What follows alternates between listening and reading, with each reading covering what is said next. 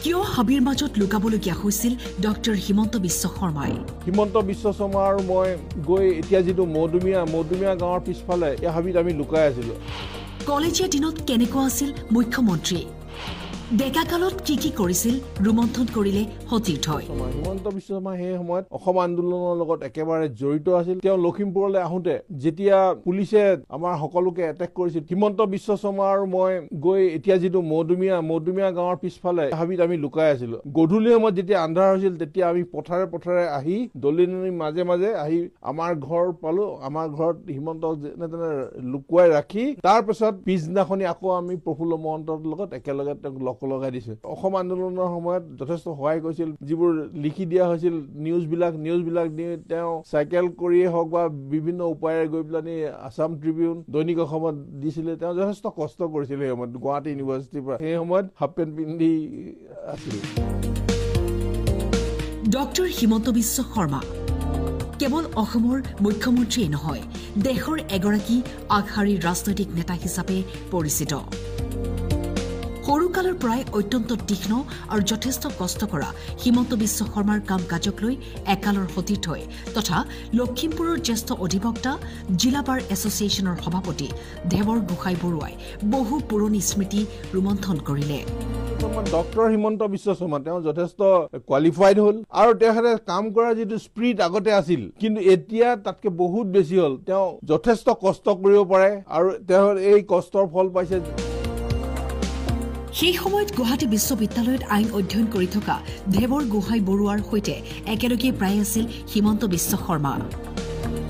লখিমপুৰৰ এই ঘৰটোতেই লুকুৱাই ৰখা সেই হিমন্ত বিশ্ব শৰ্মা এতিয়া অসমৰ মুখ্যমন্ত্ৰী। আৰু তেওঁ আগতে যিমানটো কষ্ট কৰিছিল তাতকে এতিয়া বহুত কষ্ট কৰে। তেওঁ বোধহয় ৰাতি নুশুৱে, ৰাতি মানুহৰ ফোন ধৰে। যাই নহওক তেওঁ উন্নতি হোৱাটো মই বিচাৰোঁ। লখিমপুৰৰ ৰাইজৰ বাবে বহু আঁচনিৰ সুবিধা বিতৰণৰ লগতে কেইটামান প্ৰকল্প উদ্বোধন তথা শুভাৰম্ভণি কৰিবলৈ গৈ মুখ্যমন্ত্ৰীয়ে এষাৰ মাত লগালে তেওঁৰ একালৰ সতীৰ্থক। পোষ্টযোগে ক'লে তেখেতৰ সৈতে কিছু কম অথচ জীপাল সময় অতিবাহিত কৰাৰ কথা। হিমন্ত বিশ্ব শৰ্মা আহি পেলানি মৌদুমীয়া গাঁৱৰ এতিয়া বৰ্তমান যিডোখৰ বান্দৰবাৰী বুলি কয় তাত সেই সময়ত হাবি আছিল। হাবিত আমি গোটেই দিনটো লুকাই আছিলোঁ। লখিমপুৰৰ এজন ব্যক্তিয়ে ডক্টৰ হিমন্ত বিশ্ব শৰ্মাক আশ্ৰয় দিছিল নিজৰ গৃহত। যেতিয়া আন্ধাৰ হ'ল, আন্ধাৰ হওঁতেই মই পথাৰৰ মাজে দলনি কিনাৰে আহি ৰাতি বাহনিৰ তলে আহি আমাৰ ঘৰ পাইছিলোহি। আৰু লগতে তেওঁ তাৰপিছত আহি পেলানি আমাৰ ঘৰত গোটেই ৰাতি যেনে তেনে তাইক পুলিচৰ পৰা বচাই ৰাখিলোঁ। এয়া আছিল অসম আন্দোলনৰ সময়ৰ কথা। কৃতজ্ঞতা স্বীকাৰ কৰি এসময়ত বিপদত আশ্ৰয় দিয়া মানুহৰ ঘৰত ওলালহি আজি মুখ্যমন্ত্ৰী।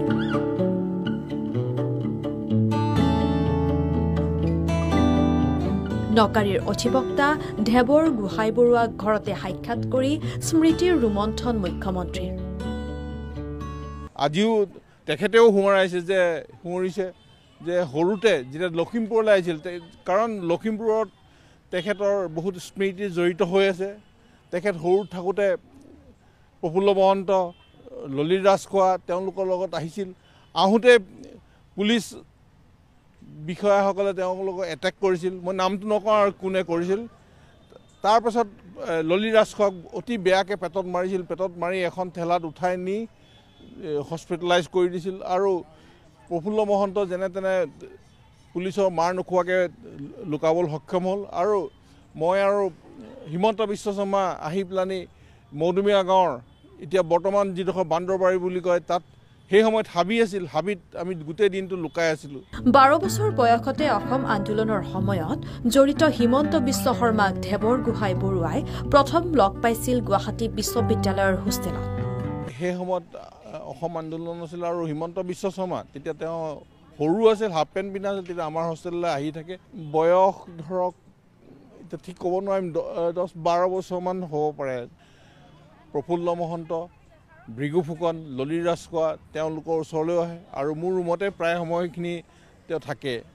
আৰু তেখেতে অসম আন্দোলনত আমাৰ সকলোৰে লগত সক্ৰিয়ভাৱে অংশগ্ৰহণ কৰিছিল। এসময়ৰ সৰু ল'ৰাজন মুখ্যমন্ত্ৰী হৈ ঘৰলৈ অহাত সুখী অধিবক্তা দেবৰ গোহাঁই বৰুৱা। তেখেতে ইমানটা উন্নতি কৰিব বুলি মই অৱশ্যে ভাবিছিলোঁ। প্ৰথমতে সৰুতেই যিটো ভাষ্য তেখেতৰ স্পীচ যিটো লেকচাৰ দিয়ে আন্দোলনৰ ওপৰত আমি একো পাত্তাই নাপাওঁ সৰুতেই।